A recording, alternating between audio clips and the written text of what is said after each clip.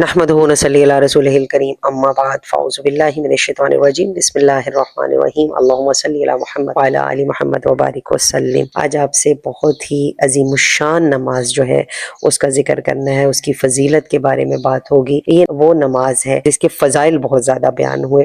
یہ نماز صلاۃ التسبیح کی نماز ہے، اور اس کی فضیلت ہی ایسی ہے کہ اس مبارک نماز سے جو محروم رہا وہ محروم ہی رہا، اور یہ ایسی فضیلت والی نماز ہے کہ جب موقع ملے تو کبھی نہ کبھی تو ضرور ہی اس کو پڑھ لینا چاہیے۔ تو آقا کریم صلی اللہ علیہ وسلم نے اپنے چچا جان کو حضرت سیدنا عباس رضی اللہ تعالیٰ عنہ سے ارشاد فرمایا کہ اے چچا جان، کیا میں آپ کو عطا نہ کروں؟ کیا میں آپ کو بخشش نہ کروں؟ کیا میں آپ کو نہ دوں؟ کیا تمہارے ساتھ احسان نہ کروں؟ یعنی 10 کام ہے کہ جب آپ کرو گے تو اللہ آپ کے اگلے پچھلے پرانے نئے جو بھول کر کیے، جو جان بوجھ کر ہوئے، چھوٹے اور بڑے، پوشیدہ اور ظاہر گناہ بخش دے گا۔ اس کے بعد سرکار مدینہ صلی اللہ علیہ وآلہ وسلم نے صلاۃ التسبیح کی ترکیب تعلیم فرمائی، اور پھر ارشاد فرمایا کہ اگر ہو سکے تو ہر روز ایک بار پڑھو، اگر روز نہ پڑھ سکو تو ہر جمعہ میں ایک بار، اور یہ بھی نہ بن پڑے تو مہینہ میں ایک بار، اور یہ بھی نہ ہو سکے تو سال میں ایک بار، اور یہ بھی نہ کرو تو عمر میں ایک بار ضرور پڑھ لو۔ جی ہاں، یہ اتنی فضیلت والی، اتنی برکتوں والی نماز ہے۔ حضرت عبداللہ بن عباس رضی اللہ تعالیٰ عنہ ہر جمعے کو اس نماز کا اہتمام کرتے ہیں۔ ہمارے تمام اکابرین، صالحین، صحابہ کرام اس نماز کا اہتمام کرتے چلے آ رہے ہیں، اور یہ عمل تواتر سے چلا آ رہا ہے۔ اللہ کے پیارے بھی سرکار دو عالم صلی اللہ علیہ وسلم نے یہ عمل اپنے پیارے چچا کو عطا فرمایا، پھر درجہ بدرجہ تمام صحابہ کرام، پھر اکابرین، صالحین، درجہ بدرجہ سب کا یہ جو ہے عمل رہا۔ تو اس نماز کو ایک تو پڑھنے کی ترکیب آج آپ سے ضرور پورا طریقہ جو ہے وہ شیئر کروں گی، اور پھر اس نماز کو پڑھنا کس وقت ہے۔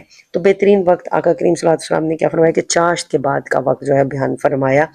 ویسے تو اس نماز کو کسی بھی وقت آپ پڑھ سکتے ہیں، لیکن بہترین وقت جو ہے وہ چاشت کے بعد، یعنی اس وقت سستی نہیں ہوتی، نیند کا غلبہ نہیں ہوتا۔ بہت سے لوگ بیمار ہیں، کوئی شوگر پیشنٹ ہے، کوئی ارتھرائٹس کے مریض ہے، گھٹنوں میں درد ہے، یعنی بہت ساری بیماریاں اگر اس طرح سے پریشانی ہے تو وہ 2 رکعت کر کے بھی اس نماز کو پورا کر سکتے ہیں، لیکن کوشش ضرور کریں کہ اپنی زندگی میں ایک بار ضرور اس نماز کو پڑھ لیں۔ دوسرا یہ کہ صرف رمضان المبارک ہی سے خاص نہیں ہے صلاۃ التسبیح، اس کے علاوہ بھی آپ ہر جمعے کے جمعے صلاۃ التسبیح کا ضرور اہتمام کر سکتے ہیں اور کرنا چاہیے۔ حضرت عبداللہ بن مبارک رحمۃ اللہ علیہ کا طریقہ بھی یہی تھا کہ ظہر سے پہلے اس نماز کو پڑھا کرتے تھے۔ اسی طرح یہ بات بھی ذہن میں رکھیں کہ اس نماز کی جماعت نہیں ہوتی، لیکن عام طور پر ہم نے دیکھا کہ خواتین گھروں میں ایک جماعت کی صورت میں اس نماز کو ادا کرتی ہیں، تو اس میں ترتیب یہ ہونی چاہیے کہ مطلب کسی کو سکھانے کی غرض سے یا اس نیت سے کہ سب اس جماعت میں شامل ہو جائیں گے، تو ایک تو اس کو جب سب خواتین شامل ہو جائیں تو ایک بیچ میں جو کھڑی ہوتی ہے اس کو پڑھنے کے لیے تسبیح کو، تو وہ تو پڑھے گی، لیکن باقی سب اپنی اپنی نماز کو ساتھ پڑھیں گے، اس تسبیح کو سب لوگ پڑھیں گے، یعنی کہ خاموشی سے اس کو سننا نہیں ہے بلکہ پڑھنا ہے، کیونکہ جماعت نہیں ہو رہی ہے، صرف سکھانے کی نیت سے انہوں نے اس طریقے کو اختیار کیا۔ اسی طرح ایک شخص پڑھے گا، باقی سب سنیں گے نہیں بلکہ پڑھیں گے۔ اب یہ نماز کتنی برکتوں والی ہے، کتنے اس سے مسائل ہمارے حل ہوتے ہیں۔ حضرت عبدالعزیز رحمۃ اللہ علیہ فرماتے ہیں کہ اگر کوئی چاہتا ہے کہ جنت میں عافیت سے پہنچ جائے تو اس نماز کا اہتمام کرے۔ حضرت عثمان رحمۃ اللہ علیہ فرماتے ہیں کہ میں نے جب بھی میرے پہ کوئی تکلیف، کوئی پریشانی، کوئی اس طرح کی آزمائش آئی زندگی میں، تو میں نے صلاۃ التسبیح سے پڑھ کر کوئی اور ایسا وظیفہ کارگر جو ہے نہیں پایا، اور میں نے اس نماز کا اہتمام کیا، اس نماز سے بڑھ کر میں نے نفع مند کسی اور کو نہیں پایا۔ تو ہمارے اکابرین، صالحین، اولیاء اللہ جو ہیں وہ اس نماز سے کس طرح مدد حاصل کر رہے ہیں، اپنی پریشانیوں، مشکلوں، تکلیفوں کو کس طرح دور کروا رہے ہیں۔ لیکن آج امت کا مزاج بن گیا ہے، امت نماز سے دور ہو گئی، نوافل سے ہٹ گئے لوگ اور وظیفوں پر لگ گئے۔ آج کتنی خواتین ایسی ملتی ہیں کہ ہمیں کوئی وظیفہ بتا دیں، ہماری اولاد نہیں ہے، ہماری تنگ دستی ہے، ہماری مالی پریشانی ہے، ویزا نہیں لگ رہا، اور بے تحاشا بچیوں کے رشتوں کے کے مسائل، مطلب ہم ہر طرح کے مسائل سے گزرتے ہیں اور ہمارے سامنے بس ایک ہی بات آتی ہے، وہ ہے کہ ہمیں کوئی وظیفہ بتا دیا جائے۔ جب نماز کا پوچھا جائے تو کہتے ہیں نماز ہم نہیں پڑھ سکتے، نماز کبھی کوئی نماز پڑھ لی کبھی چھوڑ دی۔ نوافل کا اہتمام تو پھر بہت ہی مشکل ہو جاتا ہے، جب نماز 5 وقت کی پوری نہیں ہوتی تو سب سے پہلی ان کو جو تلقین کی جاتی ہے وہ نماز کی، کہ نماز پڑھیں اور پھر نوافل کے ذریعے اللہ کی مدد حاصل کریں۔ تو جتنا ہم نوافل میں سجدوں میں اللہ سے مانگیں گے تو اس سے بڑھ کر مانگنے کا کوئی ذریعہ بہترین طریقہ نہیں ہے۔ تو آج اولیاء اللہ کے خلاف لوگ جو ہیں اپنی زبانیں دراز کرتے ہیں، وہ لوگ بھی آج سوشل میڈیا پر بیٹھ کر وظائف بانٹ رہے ہوتے ہیں۔ مطلب حیرت یہ ہے، آج لوگوں کو بس یہ سب چیز چاہیے کہ لوگ وظائف مانگ رہے ہیں تو ہم وظائف ہی دینا شروع کر دیں۔ اسی طرح جب ہمارے صالحین ہیں، اکابرین ہیں، وہ کسی بھی مشکل میں تو اس نماز کا اہتمام فرما رہے ہیں۔ حضرت حسن بصری رحمۃ اللہ علیہ کیا فرماتے ہیں کہ جب بھی بندہ اس نماز کو، اور ایک اور نماز جو ہم نے اس سے پہلے ذکر کیا تھا صلاۃ الخیر کی نماز تھی، تو اس نماز کو پڑھتا ہے تو اللہ 70 بار اپنے بندے کو رحمت کی نگاہ سے دیکھتا ہے۔ تو جب اللہ ایک بار رحمت سے دیکھے گا تو اس بندے کی اللہ 70 حاجات کو پورا فرماتا ہے۔ تو سبحان اللہ، جس پر اللہ کی رحمت کی نظر ہو جائے تو پھر اس کی حاجات کو پورا ہونا کہیں مشکل نہیں ہے۔ اب اس کو پڑھنے کا طریقہ ہے کہ اس کو پڑھنا کیسے ہے، اس کو ادا کیسے کرنا ہے۔ تو 4 رکعت صلاۃ التسبیح کی نیت آپ نے کرنی ہے، اور نیت کرنے کے بعد دونوں ہاتھ حسب معمول جس طرح ہم اٹھا کر اللہ اکبر کہہ کر پھر اس کے بعد ثنا پڑھیں گے، پھر 15 بار یہ تسبیح پڑھنی ہے، سبحان اللہ والحمد للہ ولا الہ الا اللہ واللہ اکبر، پھر اعوذ باللہ اور بسم اللہ اور سورہ فاتحہ۔ سورہ فاتحہ پڑھنے کے بعد ایک سورت پڑھنی ہے اور پھر یہی تسبیح 10 بار پڑھیں گے۔ اب رکوع میں جائیں گے، سبحان ربی العظیم 3 بار کہنے کے بعد یہی تسبیح 10 بار پڑھیں گے۔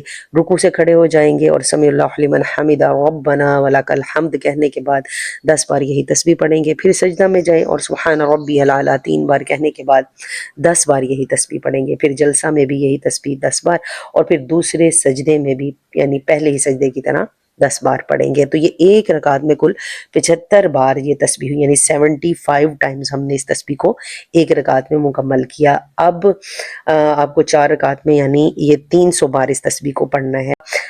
اس طریقے کو سمجھ لیں کہ اب دوسری رکعت میں ہم نے قرات سے پہلے 15 بار اور قرات کے بعد ہم نے 10 بار پڑھنا ہے۔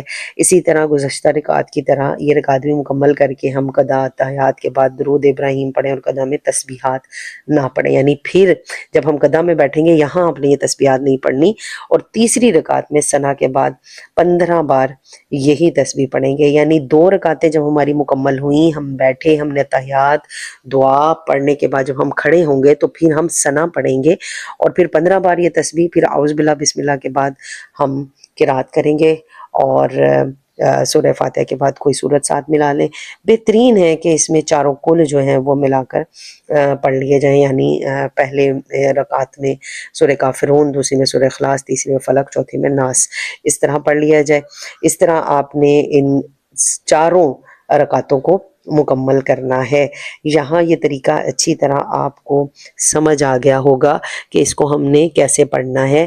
ایک رکعت کو جب ہم بہترین طریقے سے سمجھ لیتے ہیں تو باقی رکعت بھی اسی ترتیب سے پڑھی جائیں گی۔ اب یہاں کچھ مسائل ہیں، وہ یہ کہ اس کو پڑھنے کا طریقہ تو آپ نے سمجھ لیا، اب اس کو تسبیح کو کاؤنٹ کرنے کے لیے، یعنی جو ہم تسبیح پڑھ رہے ہیں سبحان اللہ والحمد للہ ولا الہ الا اللہ واللہ اکبر، تو اس میں کاؤنٹر ہم نے ہاتھ میں نہیں لینا، اس میں ہم نے تسبیح ہاتھ میں نہیں لینی کہ ہم تسبیح کو ہاتھ میں پکڑ کر اس کو کاؤنٹ کرنا شروع کر دیں، ہم نے اپنی انگلیوں کو نہیں موڑنا، مطلب یہ طریقہ جو ہے مکروہ ہے۔ تو جب ہم مکروہ عمل کو شامل کر دیں گے اس میں تو پھر اس نماز ہمیں کیا فائدہ دے گی۔